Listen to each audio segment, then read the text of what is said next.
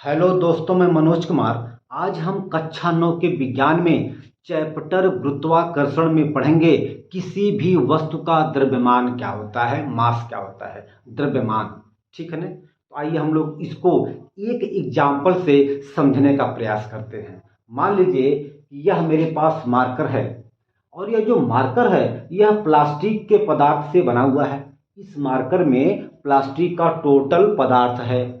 तो जितना मात्रा इस प्लास्टिक का जितना मात्रा इसमें निहित है उसी मात्रा को हम लोग कहते हैं द्रव्यमान। ठीक है ना? जैसे आपका ये व्हाइट बोर्ड है। इस व्हाइट बोर्ड जो ये व्हाइट बोर्ड है यह टोटल लकड़ी का बना है। तो लकड़ी का जितना मात्रा इसमें लगा है, इस व्हाइट बोर्ड को बनाने में लकड़ी का जितना मात्रा उसमें उपयोग किया गया है या लकड़ी का जितना मात्रा इसमें लगा है उसी मात्रा को हम लोग कहेंगे इस व्हाइट बोर्ड का द्रव्यमान। तो जितनी मात्रा में पदार्थ किसी वस्तु को बनाने में लगता है उसी उसी पदार्थ की मात्रा को कहा जाता है द्रव्यमान। तो आइए हम लोग द्रव्यमान को एक लाइन में डिफाइन करते हैं। तो देखा जाए तो हमने इसको यहाँ पर लिखा है कि किसी वस्तु में निहित पदार्थ की मात्रा को वस्तु का द्रव्यमान कहते हैं। ठीक है ना? किसी वस्तु में निहित पदार्थ की मात्रा को वस्तु का द्रव्यमान कहते हैं। ठीक है ना? अच्छा, देखिए, जैसे आप अगर ध्यान दें तो इस जो ये प्लास्टिक का पदार्थ है इसका कोई दिशा नहीं होता है, अर्थात हम कह सकते हैं कि द्रव्यमान अदिश राशि है। ठीक है ना? जैसे मान लीजिए यह आपका व्हाइट बोर्ड है और यह आपका व्हाइट बोर्ड जो है लकड़ी से बना हुआ है। तो क्या इस लकड़ी का कोई दिशा है? जितनी मात्रा में लकड़ी जो है इस व्हाइट बोर्ड को बनाने में लगा है, क्या इस लकड़ी का कोई दिशा यहाँ पर आपको दिखाई दे रहा है? नहीं ना? इसलिए अब हम कह सकते हैं कि द्रव्यमान का कोई दिशा नहीं होता है, अर्थात द्रव्यमान अदिश राशि होती है। तो इसको हम लोग यहाँ पर लिख सकते हैं, द्रव्यमान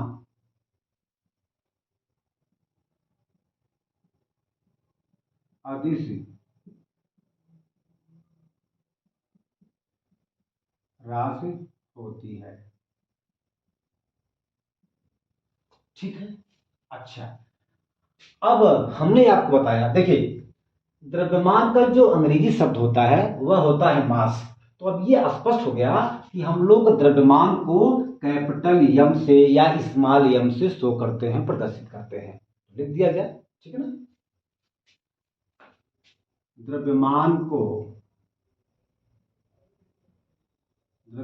को स्मॉल यम से प्रदर्शित करते हैं, से प्रदर्शित।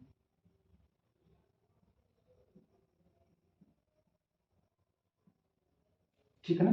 अच्छा, अब रही बात कि इसकी मात्रक, मतलब द्रव्यमान का मात्रक क्या होता है। तो मैंने आपको बताया कि किसी भी भौतिक राशि का मात्रक बताने के लिए मुख्य रूप से दो सिस्टम का प्रयोग किया जाता है। एक होता है एमकेएस सिस्टम और दूसरा होता है सीजीएस सिस्टम। तो आइए हम लोग जो है द्रव्यमान के मात्रक को इन दोनों सिस्टम में प्राप्त करते हैं, ज्ञात करते हैं। ठीक है? तो यहाँ पर हम लोग लिखेंगे द्रव्यमान का मात्रक। ठीक है? हमने आपसे बताया कि किसी भी भौतिक राशि का मात्रक बताने के लिए मुख्य रूप से दो सिस्टम का प्रयोग किया जाता है। पहला होता है यम डॉट के डॉट यस पद्धति। ठीक है? सिस्टम की हिंदी होती है पद्धति, और यम के यस पद्धति को यसाई पद्धति भी कहा जाता है। ठीक है ना? अच्छा, आइए देखा जाए। देखिए, यमकेएस पद्धति अथवा यसाई पद्धति में द्रव्यमान का मात्रक किलोग्राम होता है। ठीक है ना? ठीक है, तो लिखेंगे यहां पर किलोग्राम। ठीक है, आइए अब हम लोग जो है इस द्रव्यमान का मात्रक सीजीएस पद्धति में निकालेंगे। तो देखा जाए C dot G dot S पद्धति में, ठीक है ना। तो सीजीएस पद्धति में देखिए C का मतलब होता है सेंटीमीटर, G का मतलब होता है ग्राम। तो ग्राम यानी कि अब हम कह सकते हैं कि सीजीएस पद्धति में द्रव्यमान का मात्रक ग्राम होता है, ग्राम। यहां देखिए यम का मतलब मीटर और के का मतलब किलोग्राम, किलोग्राम अर्थात एमकेएस पद्धति में द्रव्यमान का मात्रक किलोग्राम होता है। सीजीएस पद्धति में द्रव्यमान का मात्रक ग्राम होता है। ओके बेटा, कोई दिक्कत? आप इसको बढ़िया से नोट कर लीजिए, फिर हम आगे चलते हैं। अच्छा एक चीज और है, देखिए हम लोग यहां पर देखेंगे कि द्रव्यमान का मात्रक जो किसी भी वस्तु का जो द्रव्यमान होता है वह हर जगह समान होता है, मतलब कहीं बदलता नहीं, इसका द्रव्यमान फिक्स है। जैसे मान लीजिए कि जो है एक पत्थर है या मान लीजिए बॉल है ना, या बॉल है। इस बॉल का हम मान लेते हैं कि द्रव्यमान जो है 2 किलोग्राम है, 2 किलोग्राम है, ठीक है ना। तो अब हम इस गेंद को चाहे अंतरिक्ष में ले जाए, चाहे पृथ्वी में ले जाए, चाहे जहां लेके जाए, चाहे मतलब दुबई ले जाए, चाहे सऊदी लेके जाए, चाहे जहां लेके जाए, इसका द्रव्यमान 2 किलोग्राम ही रहेगा, फिक्स रहता है। कहने का मतलब ये हुआ कि द्रव्यमान का जो मान है वह बिल्कुल सभी जगह एक समान होता है, अर्थात किसी वस्तु का द्रव्यमान बदलता नहीं, हर जगह बिल्कुल नियत होता है, फिक्स होता है। ठीक है, मेरी बात है समझ में? हम लोग इसको यहां पर लिख सकते हैं, ठीक है ना, लिख देंगे किसी वस्तु का द्रव्यमान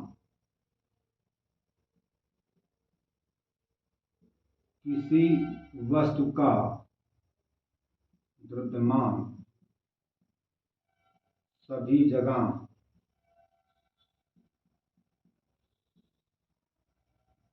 एक समान होता है।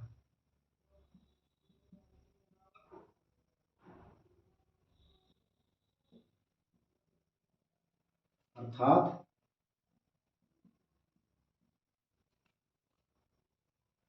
वस्तु का द्रव्यमान में कोई परिवर्तन नहीं होता, कोई परिवर्तन नहीं होता है, नहीं होता। ठीक है, ओके। तो आप इसको बढ़िया से नोट करिए। इसके बाद हम लोग पढ़ेंगे कि भार क्या होता है, किसी वस्तु का भार क्या होता है, इसको हम लोग यहां पर देखेंगे। पहले आप इसको नोट करिए। हो गया, हटा दें, ओके। अब हम लोग जो है वस्तु का भार क्या होता है इसको हम लोग यहां पर देखने का प्रयास करेंगे। ठीक है, आइए देखा जाए वस्तु का भार क्या होता है। आइए अब हम लोग जो है भार पढ़ेंगे कि भार क्या होता है। ठीक है ना, भार को अंग्रेजी में वेट कहते हैं, WEIGHT। तो आइए हम लोग सबसे पहले इस भार के कंसेप्ट को समझेंगे कि वास्तव में भार का मतलब क्या होता है और भार होता क्या है। आइए देखा जाए। मान लीजिए यह पृथ्वी है, यह पृथ्वी है और इस पृथ्वी की सतह से h ऊंचाई पर कोई एक पिंड है और इस पिंड का द्रव्यमान यम है। ठीक है ना। अच्छा, हम लोग जानते हैं कि पृथ्वी प्रत्येक वस्तु को अपनी तरफ जो है खींचती है और पृथ्वी जिस बल से प्रत्येक वस्तुओं को अपनी तरफ आकर्षित करती है, खींचती है, उस बल को कहा जाता है गुरुत्व बल। कहने का मतलब ये हुआ कि पृथ्वी प्रत्येक वस्तुओं को गुरुत्व बल के कारण अपनी तरफ आकर्षित करती है। तो कहने का मतलब ये हुआ कि यह जो पृथ्वी है इस यम द्रव्यमान के पिंड को अपनी तरफ गुरुत्व बल से खींचेगी। तो देखा जाए तो कोई पृथ्वी किसी वस्तु को जितने गुरुत्व बल से अपनी तरफ आकर्षित करती है, पृथ्वी किसी वस्तु को अपनी तरफ जितने गुरुत्व बल से अपनी तरफ आकर्षित करती है, खींचती है, उसी को कहा जाता है वस्तु का भार। किसी वस्तु को पृथ्वी जितने गुरुत्व बल से अपनी तरफ आकर्षित करती है, उसी गुरुत्व बल को वस्तु का भार कहते हैं। ठीक है ना।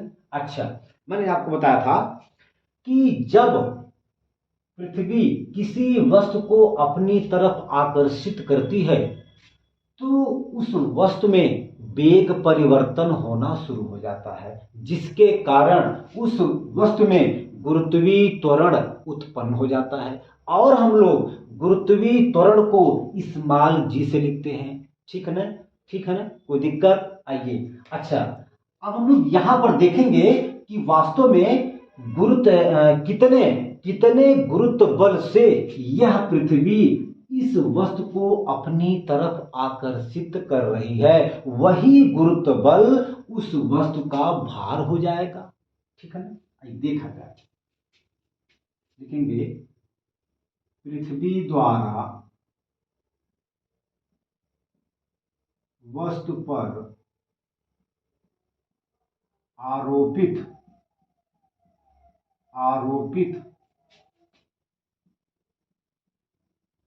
गुरुत्व बल हो जाएगा F बराबर द्रव्यमान, वस्तु का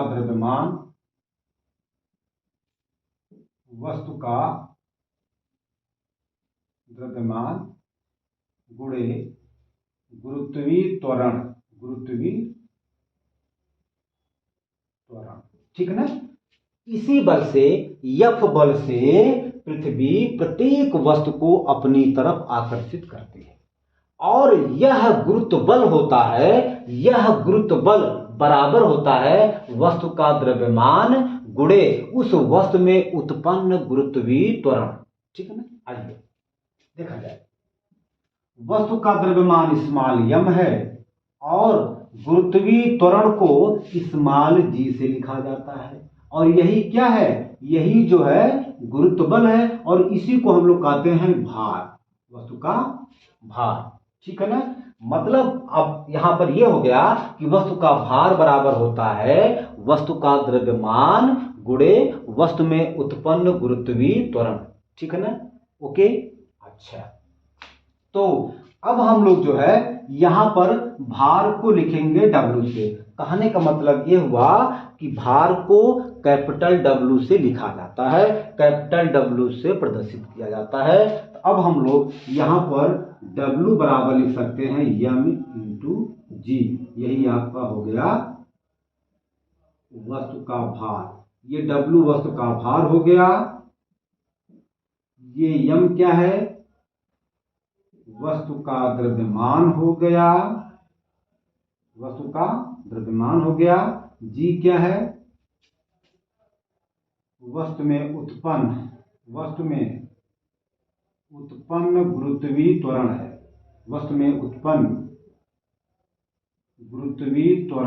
गुरुत्वीय त्वरण। ठीक है ना। अच्छा, अब हम इसको यहां से परिभाषित, इस कॉन्सेप्ट की सहायता से अब हम लोग भार को परिभाषित करेंगे। कैसे? किसी वस्तु पर पृथ्वी के द्वारा आरोपित गुरुत्व बल को ही वस्तु का भार कहते हैं। किसी वस्तु पर पृथ्वी के द्वारा आरोपित गुरुत्व बल ही वस्तु का भार कहलाता है। या हम यूं कहें, किसी वस्तु को पृथ्वी जितने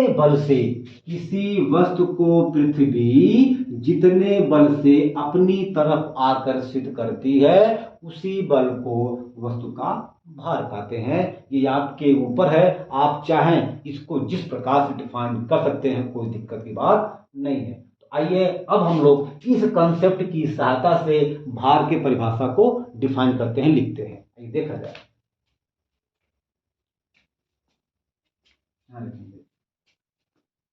किसी वस्तु पर पृथ्वी द्वारा आरोपित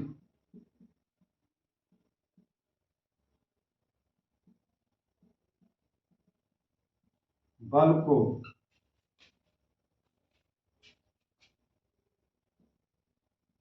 वस्तु का भार कहते हैं। अथवा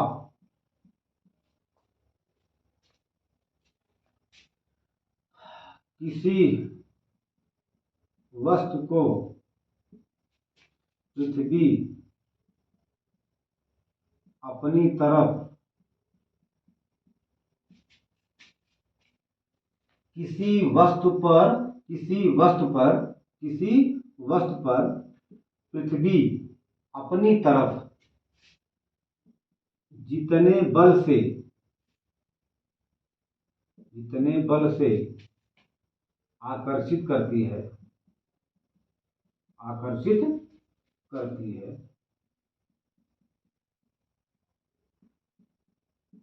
उस बल को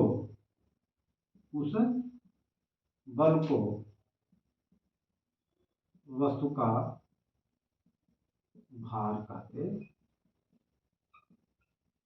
ठीक है, ओके, ठीक है बेटा। अच्छा, अब हम लोग इसको यहां पर लिखेंगे।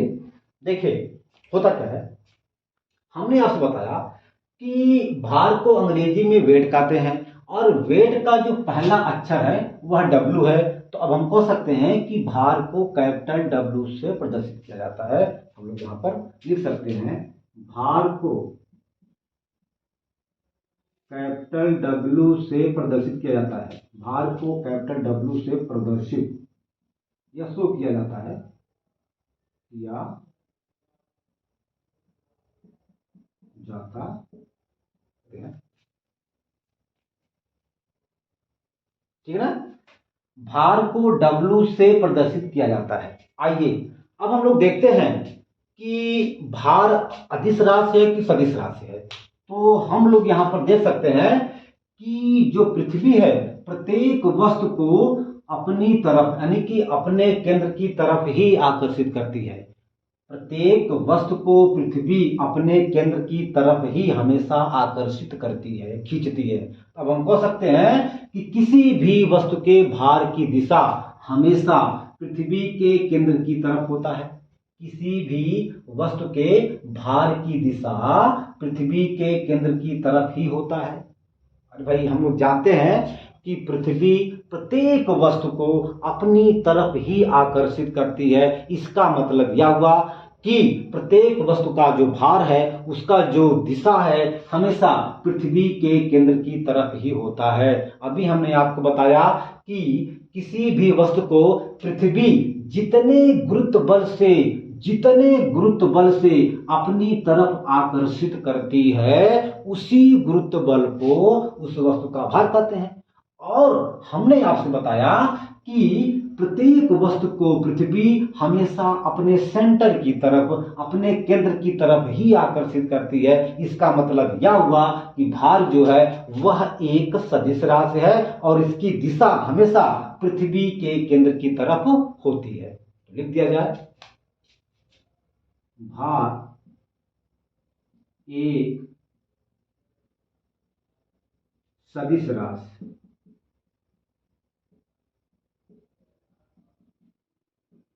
होती है जिसकी दिशा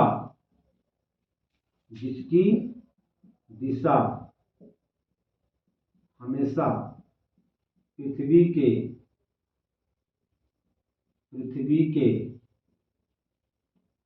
केंद्र की तरफ होता है। ठीक है, ठीक है बेटा, कोई दिक्कत? तो आप इसको बढ़िया से नोट करिए, फिर हम आगे चलते हैं। ठीक है, ओके, इसको मिटा दें। चलिए, अब हम लोग जो है भार का मात्रक देखेंगे कि भार का मात्रक क्या होता है। ठीक है ना, ये देखा जाए।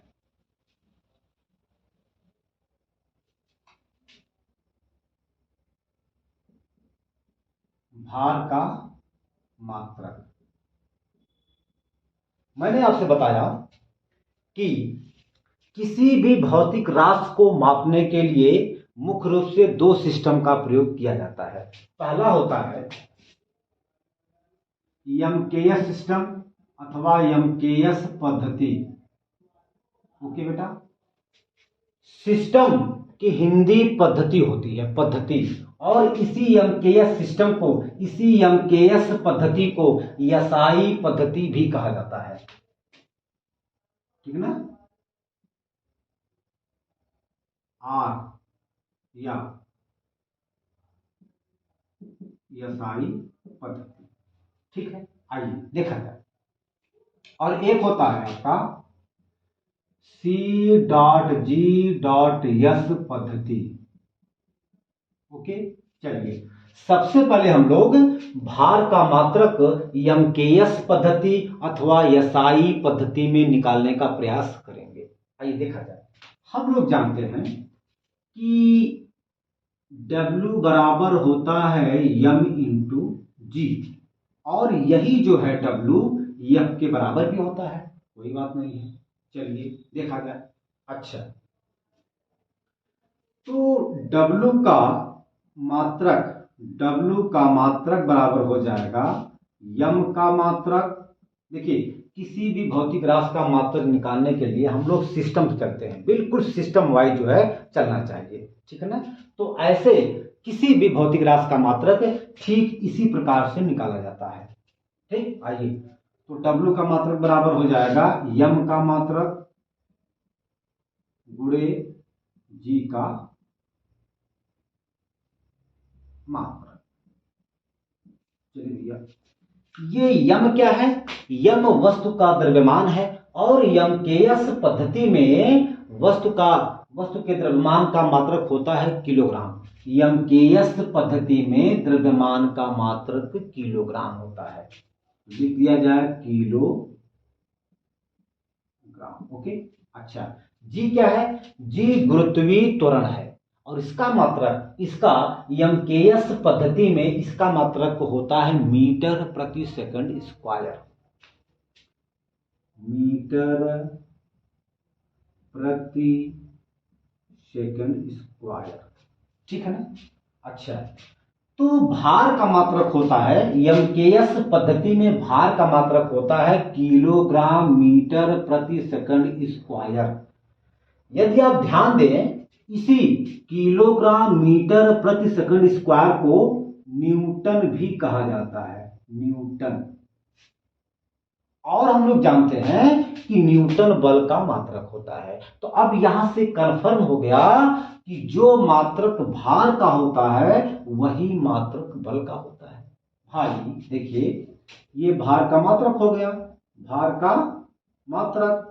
तो वास्तव में यहां पर भार का मात्रक न्यूटन है, यहां पर भार का मात्रक क्या है? न्यूटन है। और न्यूटन जो है यह बल का मात्रक भी होता है। तो अब हम कह सकते हैं कि जो मात्रक बल का होता है वही मात्रक भार का होता है। ठीक है, आइए यहां पर देखते हैं। हम लोग जानते हैं कि W बराबर होता है M इंटू जी। ठीक, तो W का मात्रक बराबर हो जाएगा M का मात्रक गुणे G का मात्रक, G का मात्रक। चलिए, सीजीएस पद्धति में द्रव्यमान का मात्रक होता है ग्राम।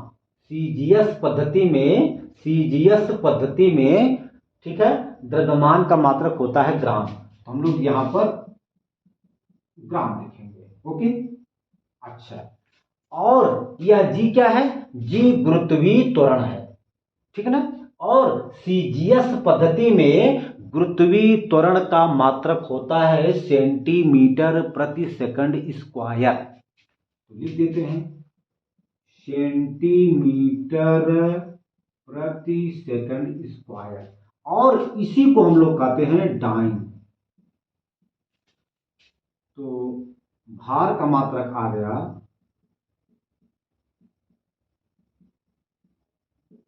ठीक है ना। तो भार का मतलब सीजीएस पद्धति में भार का मात्रक डाइन होता है, और यह डाइन बल का, सीजीएस पद्धति में बल का मात्रक डाइन होता है, ये हम लोग जानते हैं। सीजीएस पद्धति में, सीजीएस सिस्टम में बल का मात्रक डाइन होता है, और यही डाइन भार का मात्रक भी होता है। तो अब हम लोग मोटे मोटे अक्षरों में लिख सकते हैं कि जो मात्रक बल का होता है वही मात्रक भार का होता है। लिख दिया जाए यहां पर नोट में, जो मात्रक बल का होता है, बल का होता है वही मात्रक, ठीक है ना। तो हम आपको बता रहे थे कि भार का मात्रक जो है यहां पर डाइन आ रहा है, और यहां पर भार का मात्रक न्यूटन आ रहा है। हम लोग जानते हैं कि एमकेएस सिस्टम में बल का मात्रक न्यूटन होता है, और सीजीएस सिस्टम में बल का मात्रक डाइन होता है। अब हम कह सकते हैं कि जो मात्रक भार का होता है वही मात्रक बल का होता है, ठीक है ना। यहां भी, यहां भी। तो अब हम इसे एक लाइन में लिखेंगे कि जो मात्रक बल का होता है वही मात्रक भार का होता है, ठीक है बेटा। ओके, ठीक है, आप इसको नोट करिए, फिर हम आगे चलते हैं, ठीक है। हो गया बेटा, मिटा दें। ओके,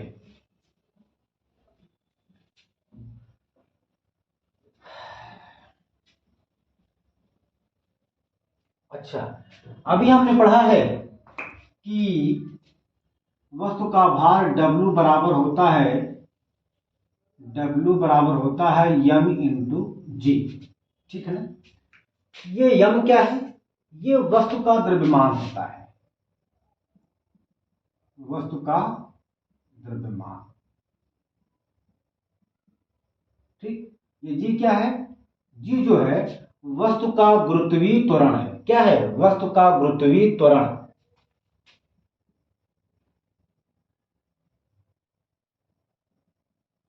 वस्तु का गुरुत्वीय त्वरण है,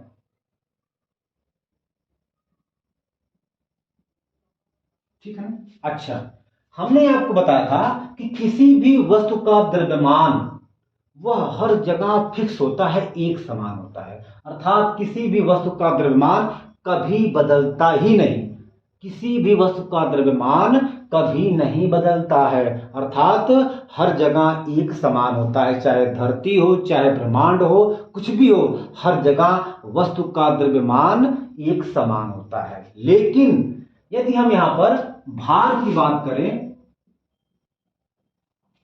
तो हम लोग जानते हैं कि गुरुत्वीय त्वरण का मान अलग अलग स्थान पर अलग अलग होता है। अलग अलग स्थानों पर स्मॉल जी का मान अलग अलग होता है। तो इस स्मॉल जी के वजह से अब भार का मान भी अलग अलग स्थान पर अलग अलग होता है, मतलब भिन्न भिन्न स्थान पर भिन्न भिन्न होता है। इस वस्तु का भार डिपेंड करता है वस्तु के गुरुत्वीय त्वरण पर, स्मॉल जी पर, ठीक है ना। क्योंकि स्मॉल जी का जो नियत है वह सही नहीं है, स्मॉल जी का मान हर जगह बदलता रहता है, ठीक है ना। स्मॉल जी का मान फिक्स नहीं होता है, ठीक है ना। इस पृथ्वी पर अलग अलग जगह पर स्मॉल जी का मान अलग अलग होता है, इसलिए किसी भी वस्तु का भार भी अलग अलग स्थान पर अलग अलग होता है, अर्थात परिवर्तनशील है, ठीक है ना। हम लोग यहां पर लिख सकते हैं किसी वस्तु का भार भिन्न भिन्न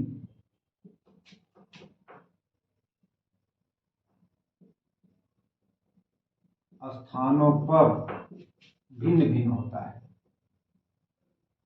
भिन्न भिन्न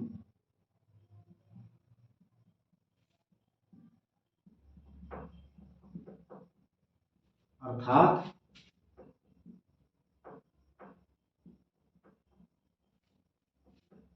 भार परिवर्तनशील है, परिवर्तनशील है। ठीक है, मतलब बदलता रहता है। ठीक है ना, छोड़िए यहां से। ठीक है, कोई दिक्कत? अच्छा, देखिए कुछ लोग समझते हैं कि भार और द्रव्यमान एक ही होता है, जबकि एकदम गलत है, बिल्कुल गलत है। आप यहाँ पर देख सकते हैं कि वस्तु का द्रव्यमान हर जगह प्रत्येक जगह एक समान होता है, जबकि वस्तु का भार इस स्मॉल जी के कारण हर जगह अलग अलग, मतलब प्रत्येक जगह अलग अलग होता है, अलग अलग स्थान पर अलग अलग होता है किसी वस्तु का भार। ठीक है, अच्छा, इसको लिखने का जो तरीका है मैं आपको बता दूं। मान लीजिए कि यह एक कोई वस्तु है और इस वस्तु का द्रव्यमान 5 केजी है। ठीक है ना, तो इसको हम लोग जो है अगर चाहें, अच्छा, और हम मान लेते हैं कि यह एक पृथ्वी है, यह पृथ्वी है और यह पृथ्वी इस वस्तु को अपने केंद्र की तरफ गुरुत्व बल से खींचेगी, ये हम लोग जानते हैं। ठीक है ना, अब हम लोग अगर लिखना चाहें कि इस वस्तु का द्रव्यमान क्या होगा और इस वस्तु का भार क्या होगा, तो आइए हम लोग यहां पर लिखने का प्रयास करते हैं। तो देखा जाए, वस्तु का यहां पर भार, मान लीजिए कि इस, हाँ, वस्तु का भार बराबर 5 किलोग्राम। ओके, सॉरी, वस्तु का द्रव्यमान, भार नहीं, वस्तु का द्रव्यमान, वस्तु का द्रव्यमान बराबर यहां पर है 5 किलोग्राम।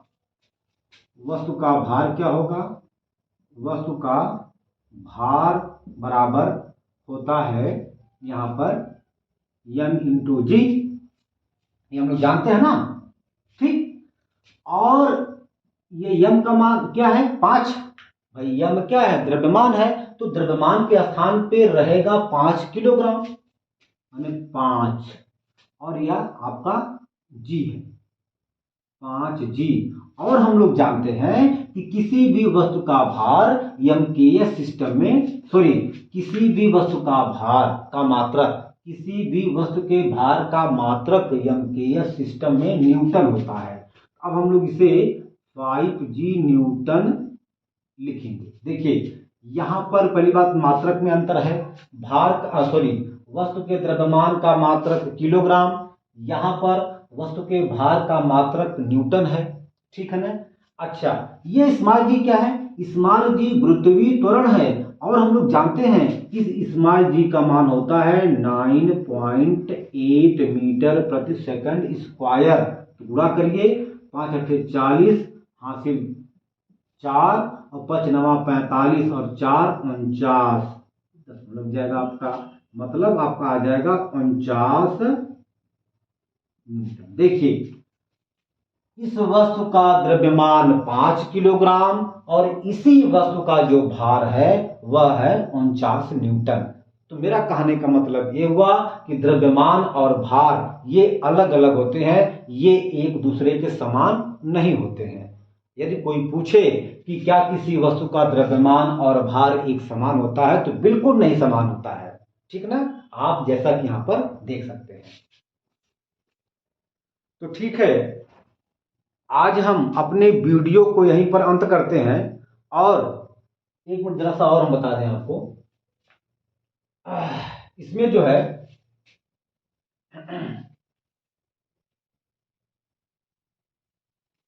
1 किलोग्राम, 1 किलोग्राम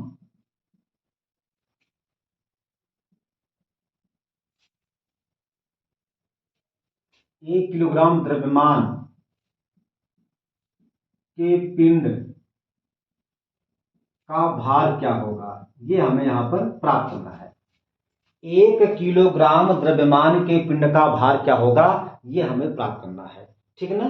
प्रश्न ये है कि 1 किलोग्राम द्रव्यमान के पिंड का भार क्या होगा, तो हम लोग यहां पर 1 किलोग्राम द्रव्यमान के पिंड का भार यहां पर प्राप्त कर सकते हैं। तो देखा जाए, हम लोग जानते हैं कि W बराबर होता है m इंटू जी, और यहां पर m का मान दिया गया है 1 किलोग्राम और g का मान होता है 9.8, हो जाएगा 9.8 न्यूटन।